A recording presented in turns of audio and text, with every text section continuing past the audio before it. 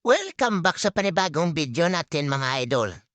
For today's video, pag-usapan naman natin tong portable rice mill nila sa ibang bansa na talagang goods na goods sa mga small farmers dito natin sa probinsya. O tignan niyo naman ang napakaliit lang siya.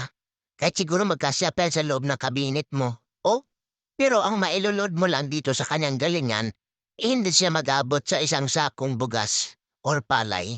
Kita niyo naman, o siguro mga palanggana lang yan na palay yung mailulod yan. O tignan niyo naman yung nailalabas niya na bigas, o. Talagang malinis siya. Wala sa mga pasi-pasi or mga palay-palay.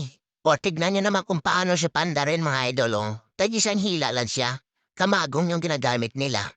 Ang tindi talaga nito mga idol. Talagang sa ibang bansa lang to.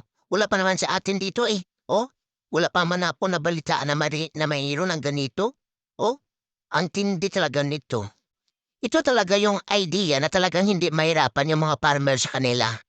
Kasi sobrang liit lang siya eh. Oh, eh saan-saan mo lang siguro ihaliid dyan. Kung saan-saan mo lang ilagay. Naku, talagang magkasya-kasya. Kasi sobrang liit lang eh. Dito talaga ako namangha mga idol oh. Tignan niyo naman yung palay na nilagay ni kuya. Ay ano, madami siyang dumi-dumi, may mga bato-bato, tapos may mga dahon-dahon na mga tuyo. Oh, ayan o, ginaling na ng makina nila. Tapos paglabas, tignan niyo naman. Tignan niyo naman yung bigas na nilalabas na makina na yan. Ayan o, nakaiwala na yung palay-palay, yung upa, kumbaga upa yung pinapakain sa baboy. Oh, ang lupit talaga ng idea nito. Tignan niyo naman yung bigas na nilalabas na makina na yan. Oh, wala yang nakahalo na mga bato-bato o mga dumi-dumi na kanina. Tignan niyo naman oh, sobrang linis talaga ng bigas na nilalabas niya. Ang lupit talaga ng idea nila. Oh, ito yung siguro may sizing pa nga oh. Ito yung siguro sa pangbinlod. Oh, naku, tatlong labasan pa yan oh. Ang lupit talaga ng idea nila. Mas maganda talaga kung yung mga small farmers natin ay mayroon na nito. Kasi talagang mapapadali talaga yung trabaho nila eh. Kasi yung mga small farmers, dito sa atin sa probinsya, pag magpagaling sila ng kanilang palay, sobrang mahal na sa Rosira. Ayan o, minsan nga may cutting pa yan eh.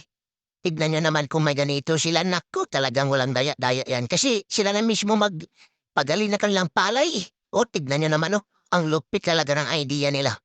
O, ito talaga yung idea na hindi natin magaya-gaya. Tignan nyo naman oh, portable rice mill. Naku, napakalupit ito. Kung may pang maliit, meron din palang pang malaki. Tignan nyo naman oh, ang lupit talaga nito. Siguro ang mailulod dito na palay, isang sako na. Ayan oh, nakasizing to siya. Oh, yan yung siguro yung bigas na nun, na hindi siya putol-putol. Tapos kabila, yan yung binlod na na mga maliliit na bigas sa pinapakain sa mga pato o mga manok. Pwede rin nga sinasaing yan eh. Sa mga probinsya, naku sinasaing pa yan.